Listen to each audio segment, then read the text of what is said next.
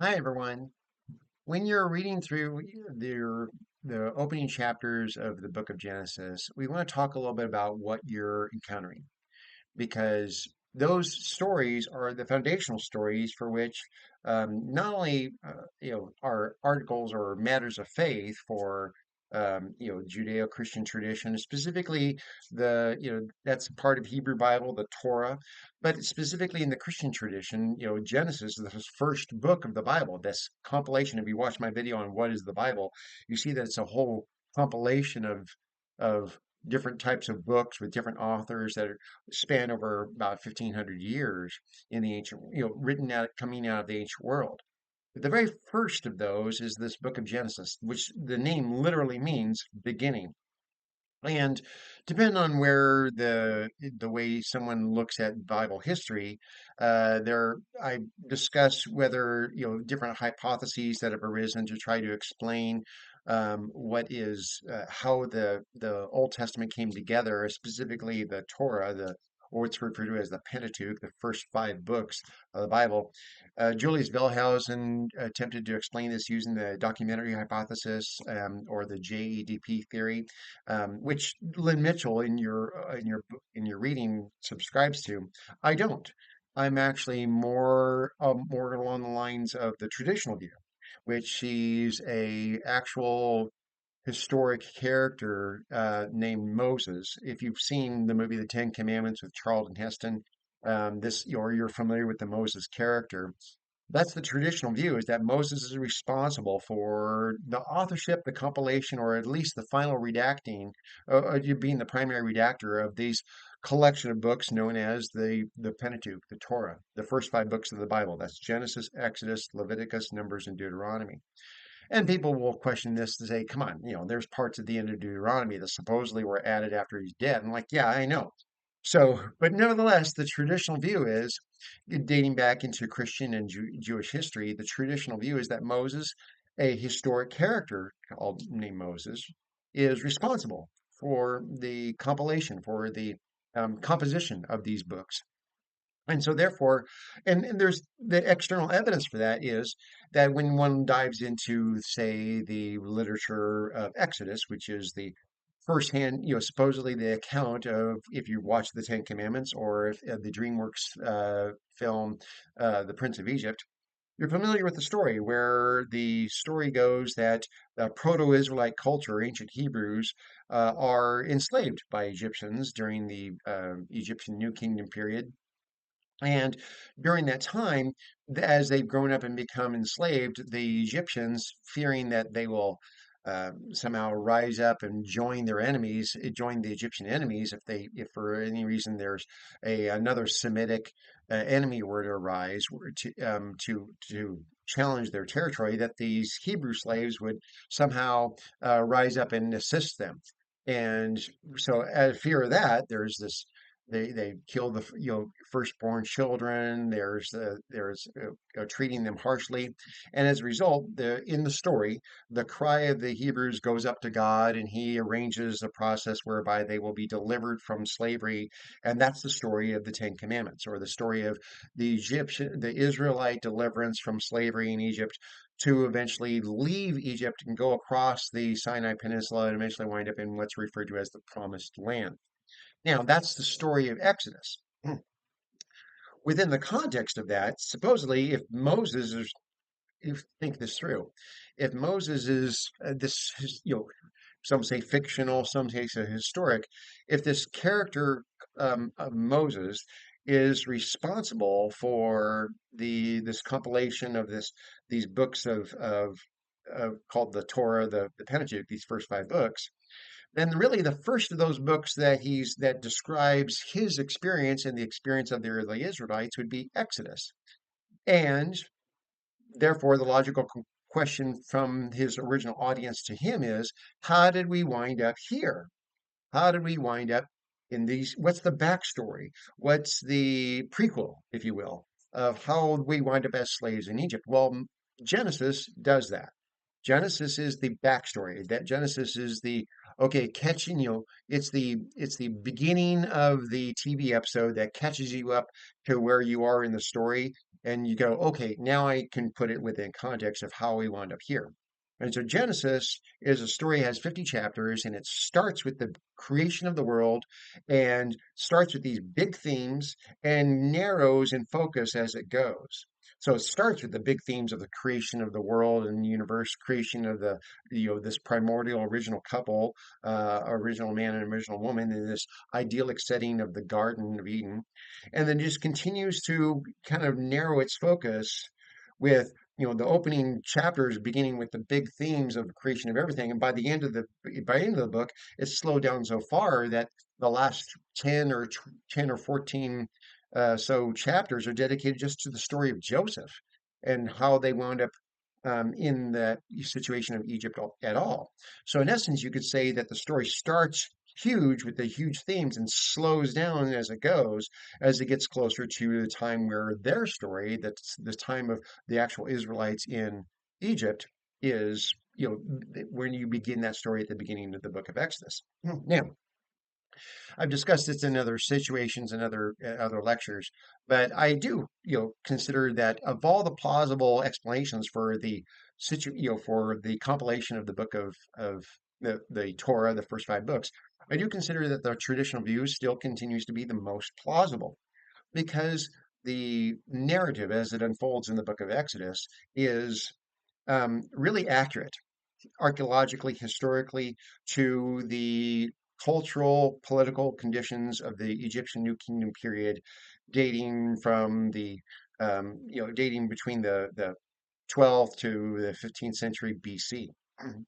And so during that time, it really is an accurate portrayal. And some could say, well, it could be historic fiction of someone describing a fictional story from that time like possibly, but that's special pleading because we really don't have many other examples of historic fiction where someone's describing in the ancient world. We really don't have many examples of historic fiction where someone is crafting an elaborate fictional character in a time period not their own, describing an entirely different period of history. So the most plausible explanation is that a someone who is well educated in the Egyptian royal system, well educated, well attuned to the political, cultural conditions of the Egyptian New Kingdom period, is writing a first person account, in essence, of what's taking place in this proto Israelite situation. Miracles and amazing stories about God speaking to him notwithstanding, people might even dismiss those as embellishments, but the whoever's responsible for the opening chapter of for the story of Exodus is of the uh, well aware of the Egyptian cultural political conditions in that time. I'm consider that to be plausible, the most plausible explanation being this Moses character. Now, and then from then on, it progresses beyond that with the diversity of literature that you had, diversity of genres of literature going into the law codes of Leviticus, the narratives and numbers, and then in Deuteronomy, which is basically Latin for a second law, the the recapitulation or the rehearsing or the repeating of all the law that's been given up until that point in preparation for a proto-Israelite culture going into the promised land. Nevertheless, basically you could argue that the Bible starts with Exodus because that is the opening story of this brand new culture of a people who are going to be asking, okay, so what's the backstory? What's the prequel? What's the part that led up to us? I mean, I don't know if any of you are Lord of the Rings fans, but once this is dating me a little bit, but was a fan of the Peter Jackson films that came out near the turn of the century. So if any of you are familiar with that, once because of the success of Lord of the Rings, there was a big demand for someone to say, okay, now you got to make a movie of The Hobbit because The Hobbit is how Bilbo found the ring, and that you got to catch us up in the story up until this part. So everyone likes those prequels. People like prequels to stories that kind of, how did we get here? How did we get up to this point where the main story starts? Well, Exodus is where the main story starts, and Genesis is the backstory. It's the prequel. It's the quick gloss. It's the fast rehearsal of everything is led up to where we start in Exodus. And so it's steeped in that Egyptian culture, in that Egyptian setting. It's a proto-Israelite people that were they come fresh out of enslavement to Egypt, to enslavement in Egypt. And much of their assumptions of that original audience, if you study speech act theory, you're understanding that you're trying to look into a literature that was that was compiled or composed by an ancient author to an ancient audience. And basically, you're trying to eavesdrop in that conversation. So you're reading literature that is not intended for you.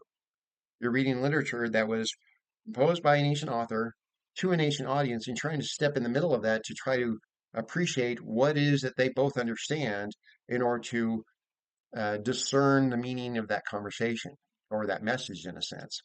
So I make the case, and Gordon Johnston does in literature that's in papers that are going to be available to you, that you'll even read later on, makes the case that because of that Egyptian context, Lynn Mitchell in your book makes the case for a lot of Mesopotamian literature being inspiration for what you see in the opening chapters of Genesis.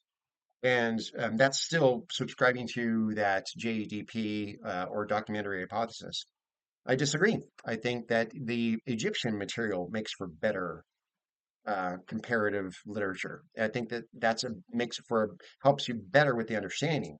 Well, why it is that in contrast to Egyptian creation accounts, the Genesis creation account in Genesis chapter 1, if you're reading through the book, let's look if specifically let's look in Genesis chapter 1 really quickly because Genesis chapter 1 is a foundational story where everybody starts. Everybody starts here and then they quote this. It's important to understand the major themes of creation that are being outlined in in this opening chapter. If you're reading along in a copy of the Bible, which many of which are many copies of this are available online. I mean, you don't have to go, you needed to buy the copies of your own copies of the required textbooks from Mitchell, from McGrath, and from Barber for this class.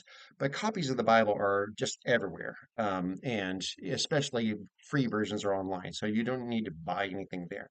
Nevertheless, if you find using the what's called the Net Bible, which is the New English translation. If you, gave a website for that on the syllabus. In the Net Bible, I'm looking online. It says in Genesis chapter 1, at the very beginning, these are the opening words of the Bible. 1 1.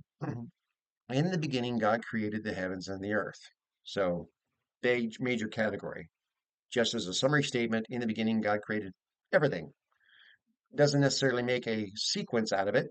First heavens, then earth. And it just says, no, heavens and earth means everything.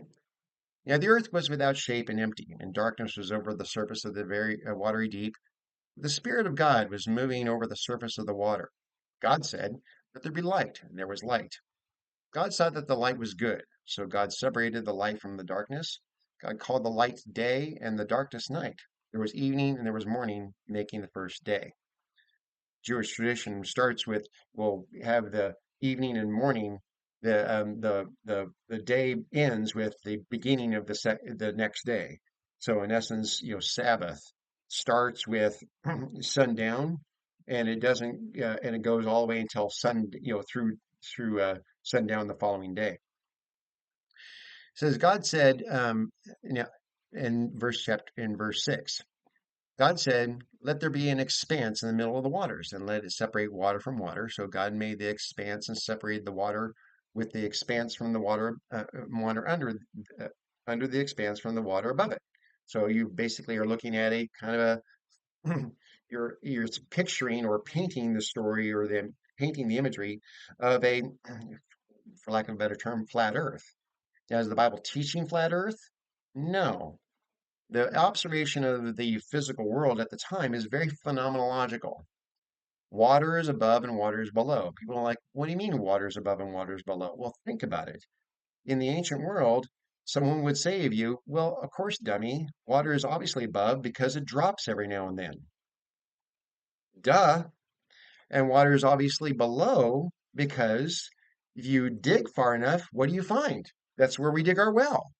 So obviously, water is above and below. It's a very phenomenological view of the world.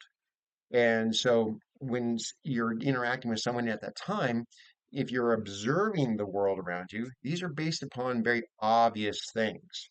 And so this idea that someone is going to try to imagine a global canopy that's going to envelop the earth and create a global flood, that's basically what we refer to as eisegesis. It's reading into the text something that's not really there. It's just kind of like you want it to be somehow scientifically defensible so badly, instead of just understanding that a person standing there in the ancient world is going to say, obviously, water is above and below, because every now and then it drops on us, and if you dig far enough, we find it again.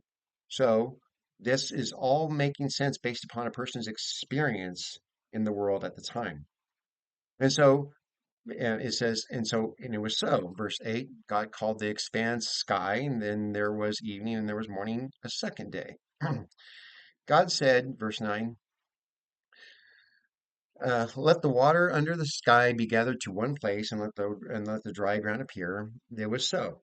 God called the dry ground land, and the waters were he called seas, and he saw that it was good.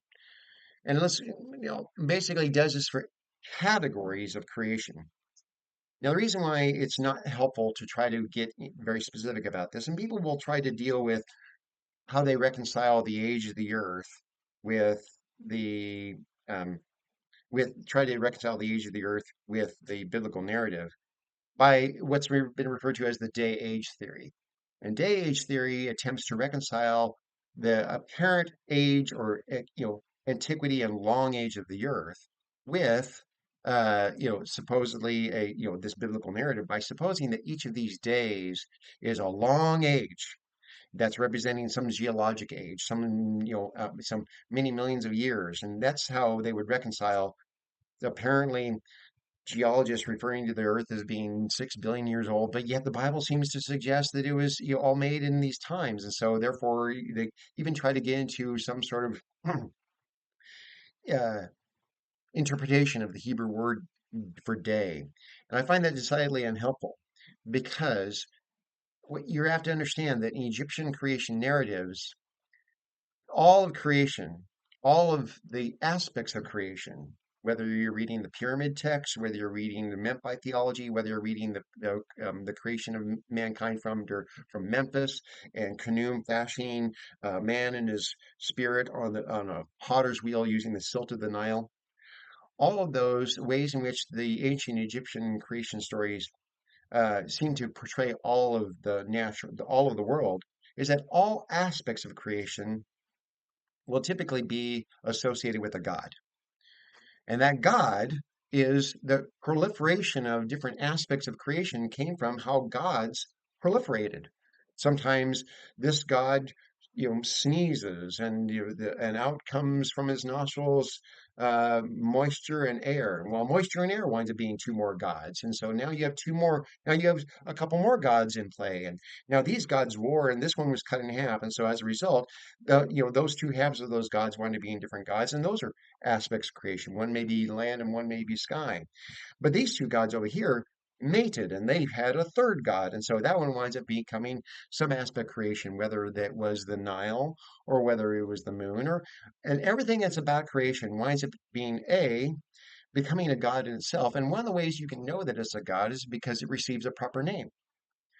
So the sun winds up becoming a moon, the god of moon, a god of the sun, or later on the Aten, or the moon may have a god associated with it, and you'll have a name. And the Nile may have a god, and the land may have a god, and all these have received proper names, and therefore are animated as distinct gods, and because by receiving their proper name, and therefore that's the proliferation of gods that the creation stories don't just explain, just don't see the natural world this way, but it also explains why you have so many gods and what are all their names. And you need to understand that that's the stark contrast, the stark contrast to that Genesis 1 is. Genesis chapter 1 is a stark contrast to every other creation story that might have been floating around at the time. Because in all these categories of creation, you have these categories of water, categories of animals, of trees and branches and birds. All these categories of creation wind up being created all by a single God. None of them are named. None of these other categories are named. Heck, the moon and the sun aren't even called, aren't even given names themselves. They're just called the greater and lesser lights. So none of these aspects of the natural world wind up receiving names themselves. They're just created things. And this is telling the story in a similar manner that Egyptian creation stories would, using the categories of creation as it unfolds, but with a conspicuous difference. There's only one God that's mentioned so far. As a result, it's using a similar writing style to convey a radically different view of God. And that is that there's one, only one. And this would be serving the original audience would have seen this, understood this for what it is.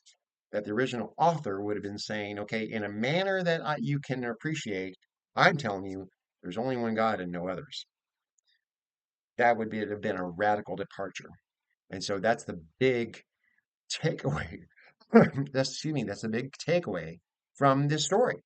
That Genesis 1 is the radical monotheism that would serve as a contrast to every other creation story available at the time.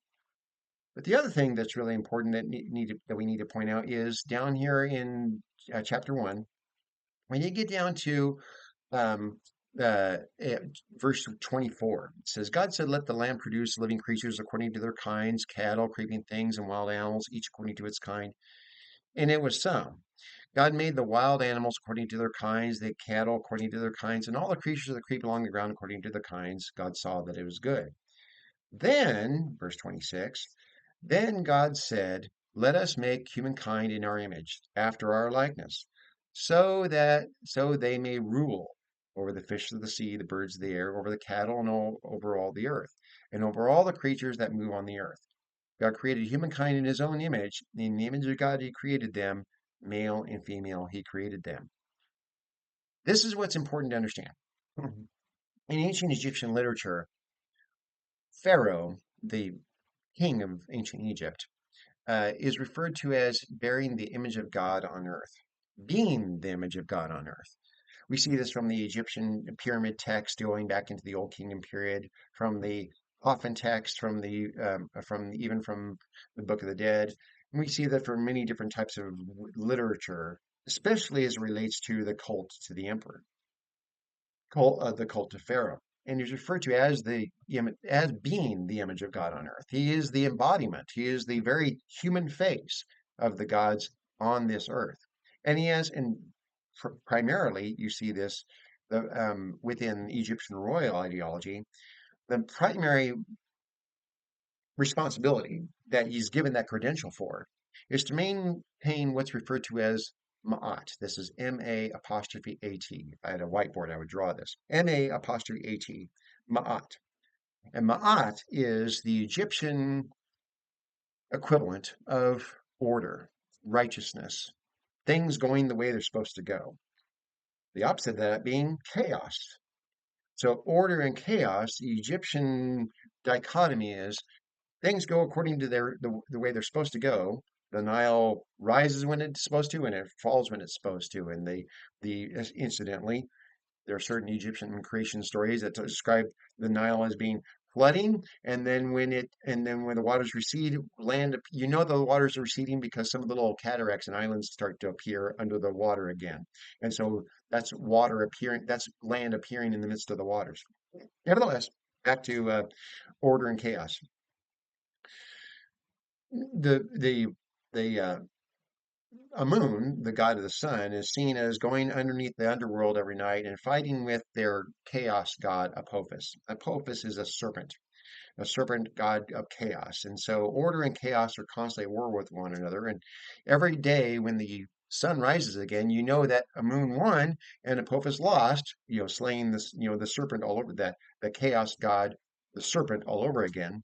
And so as a result, the serpent didn't introduce chaos into the world that causes everything to fall apart.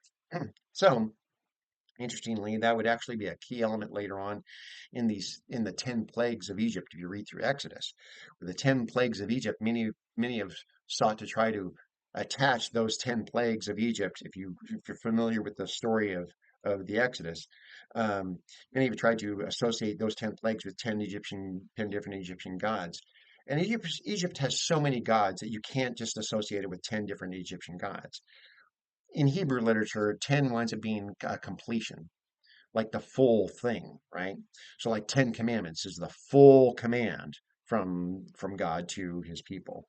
10 is like this number of completion. And so this idea that you have 10 plagues upon Egypt is the full onslaught, the complete onslaught of the Israelite or the Hebrew God upon Egypt, of introducing chaos into what would normally be orderly. So, for example, and I don't want to get too far afield from Genesis dealing with Exodus, but it's important because the same author both.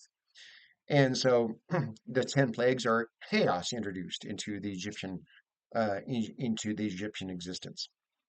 And just just a moment.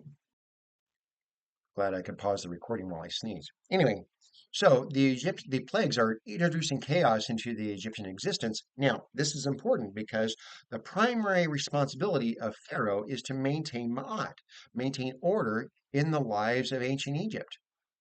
So the Exodus is God's assault on Pharaoh's ability to maintain order.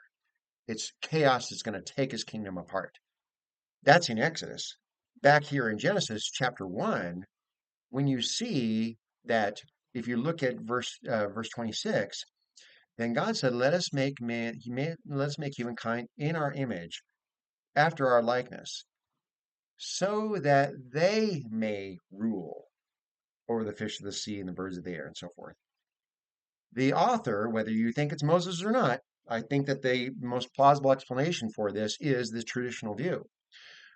The author understands what they're doing in taking what would be an Egyptian royal credential and, in essence, democratizing it to all of mankind, so that we all of humankind, male and female, has the responsibility to maintain the order of things the way they're supposed to go, the natural order of things, that the land is cultivated the way it's supposed to go. You can actually develop quite a a philosophy of environmental responsibility from this too. But it's really in dealing with the order of interacting with fellow people, maintain the things of society whereby you maximize flourishing and ameliorate suffering.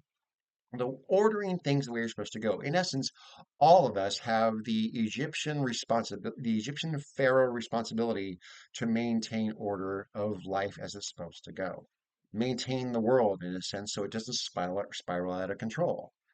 So again, I think that in Genesis 1, what you find is these primordial categories of how there's only one God, and this is the responsibility of humankind under that one God. And that's all in Genesis 1.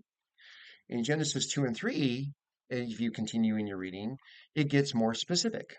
Genesis 2 and 3 then has a different creation account, a different creation story.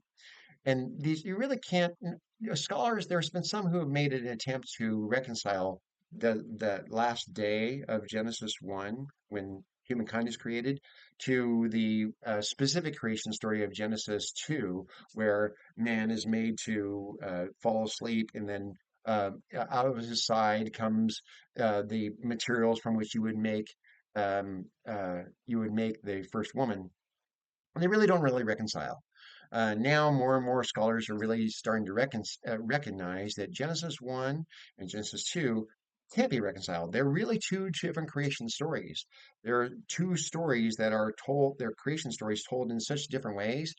And I subscribe to that notion that sees these as two separate, two ways in which basically two different assumptions about Egyptian creation are being refuted by telling a competing story. In essence, this in this way, you see in Genesis chapter 2, says, the Lord said, it is not good, verse 8, 2:18. Lord God said, it is not good for man to be alone. I will make a companion for him that corresponds to him. God formed out of the ground every living creature of the field and every bird of the air, and he brought them to the man to see what we would name them. And whatever the man called each living creature, that was its name. So the man named all the animals, the birds of the air, the living creatures in the field. But for Adam, no companion who corresponded to him was found. So the Lord God caused the man to fall into a deep sleep. And while he was asleep, he took part of the man's side and closed up the space with flesh. Then the Lord God made a woman from the part he had taken out of the man, and he brought her to the man. And the man said, this one at last is bone of my bones, flesh of my flesh. This one will be called woman, for she was taken out of man. And many consider, some have read into that certain subordinate characteristics. Some scholars have tried to see this as somehow that this places man and, man over woman or woman taken out of the man's side, or, many have tried to make a big deal about this. I think that that's actually reading into it something that you get from other parts of literature.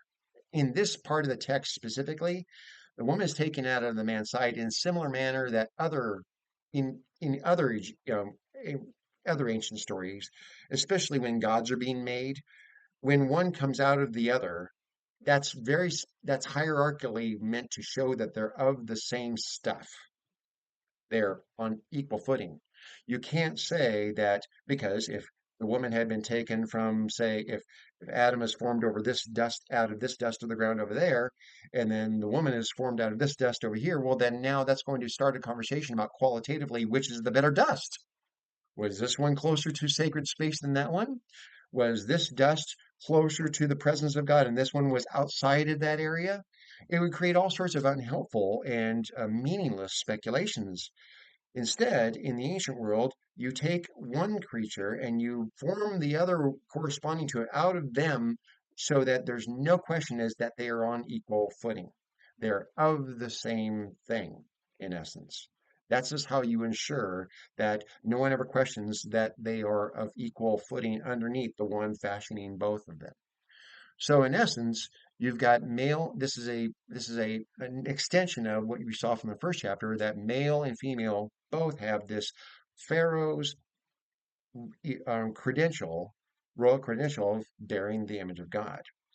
Now you continue. That's chapter 2. You continue on in chapter 3, where you have this myth related to the introduction of chaos into the world. Now the serpent, 3:1, now the serpent was shrewd, more shrewd than any other wild animals that the Lord had made. He said to the woman, is it really true that God said you must not eat from the tree of the orchard? Now, we can get into the theology of this. There's a lot of different lessons that can be brought out of this that that that that can be left to preachers in a religious context. But the bottom line is that in this case, the serpent that's introducing chaos here, very similar to the Egyptian serpent god Apophis, that's constantly trying to introduce chaos into that society. In the Egyptian society, chaos gets introduced because of this war between the gods. This one uses a similar form, similar motifs, but with the interesting contrast that this one doesn't make chaos entering the world as a fallout from some sort of fallout from the conflict between gods. It makes it the chaos introduced in the world makes this story makes it the fault of humankind. So again, similar motifs, similar categories, similar labels even with the serpent creating chaos here. But the fault that the author makes the case, the author of the book of Genesis makes the case that the fault for chaos introducing into the world, being introduced into the world, is squarely on the shoulders of the ones who were supposed to maintain order. They listened to the serpent. The woman did. Then the man, tried to cover it up by saying, "Well, well, God, you did this by bringing her to me." And in essence, everyone's trying to get out of their own responsibility, when in reality they had the responsibility, male and female, the royal responsibility for maintaining order in the world, and they introduced chaos by both of them listening to the serpent. So as you're going through this, we're going to get into these other passages from Genesis that you're reading. Specifically, if you're reading in along in the syllabus, we've got chapters 1 through 3, and then you might just continue. You could just jump to 6 through 9, but just continue reading those chapters all the way through up through the Noah's flood later on, chapter 9. But I wanted to get into these first 3 chapters and talk a little bit about why it's not really helpful to try to, cram them into an attempted scientific explanation, when in reality, the author is using categories and writing styles and writing methods of the ancient world to introduce some major revolutionary themes into the life of this brand new people being escaping slavery from Egypt. Preachers many times will say that it took Moses one night to get Israel out of Egypt, but it'll take him 40 years to get Egypt out of Israel. And the story that he unfolds, that he uses in Genesis, is part of the method of that, of using the similar writing methods to convey a radically different set of beliefs about how the world works, about God, about them, and their responsibility, and how that all works together. All right. So this is food for thought for you. And so hopefully you take this into what you're in the rest of your reading through the Bible about this, but also as you go through reading through the other texts, through the other required texts as well. All right. Have a great night.